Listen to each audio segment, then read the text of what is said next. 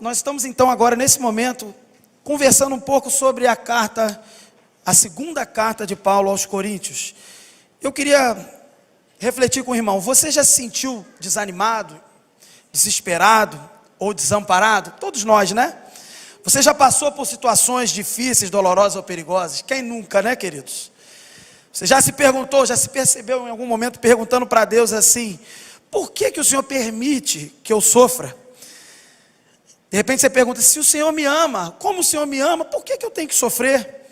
Você já se perguntou por que Deus permite a gente passar por essas tribulações? São perguntas naturais quando a gente está enfrentando lutas e sofrimentos. Você já perguntou, ou melhor dizendo, você já respondeu algumas dessas perguntas, entendendo que Deus não te deixa desamparado? O apóstolo Paulo, ele também passou por muitas dificuldades, queridos. Ele passou por tribulações na vida, no ministério. Ele passou por prisões, açoites, naufrágios. Ele passou por fome, sede, frio. E até mesmo ele, segundo nesta carta a gente vê, ele tem um espinho na carne que o Senhor decidiu apenas dizer para ele assim, e não que seja pouco, né? Ele disse assim: a minha graça te basta. Mas ele então, como um servo de Deus fiel, que compreende o papel dele como cristão, e ao mesmo tempo, quando entende quem é Deus no meio dessa história toda, afinal de contas Deus é o criador e o governador de tudo, ele não desistiu da sua fé e nem do seu chamado. Pelo contrário, Paulo aprendeu a ver o propósito de Deus em cada sofrimento, e aprendeu a confiar na graça e no poder de Cristo. A segunda carta de Paulo aos Coríntios, ela é uma das mais pessoais e emocionantes do Novo Testamento. Nela, o apóstolo Paulo defende a sua autoridade, designada por Deus, o seu ministério e a mensagem do Evangelho. Ele é um exemplo de perseguição, para que nós possamos entender como devemos nos portar enquanto passamos por perseguições como igreja. Ele luta contra ataques de falsos profetas, falsos mestres, superapóstolos, que tentavam desacreditá-lo, que tentavam desviar a igreja de Corinto da verdade.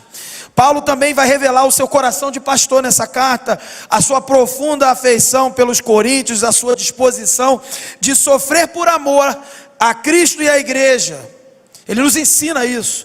Nessa carta aos Coríntios, Paulo nos revela os segredos de como ele conseguiu superar as adversidades, queridos, e permanecer firme no Evangelho. Ele nos mostra como o sofrimento pode ser uma oportunidade de glorificar a Deus, para crescer na santidade, para experimentar o consolo que vem do Senhor, para testemunhar da esperança que nós temos em Jesus. Paulo, nessa carta, ele nos ensina como podemos ser vasos de barro que carregam um tesouro precioso, a mensagem da salvação. O tema central da carta é a glória de Deus manifesta na fraqueza humana. Paulo, um homem fraco, nós, igreja, também fracos, mas a glória de Deus, sendo manifesta no meio da nossa fraqueza, nos torna fortes no Senhor. Paulo mostra que o poder de Deus se aperfeiçoa na fraqueza de cada servo dele, que são chamados a imitar Jesus. Jesus na sua humildade, imitar Jesus na sua obediência e no seu sacrifício. Paulo também vai ensinar que a glória de Deus brilha no Evangelho da graça. E ela vai revelar, essa glória vai revelar a justiça de Deus e a reconciliação, queridos, dos pecadores com o próprio Deus. Paulo, ele vai exortando os coríntios a viverem de acordo com essa glória manifesta.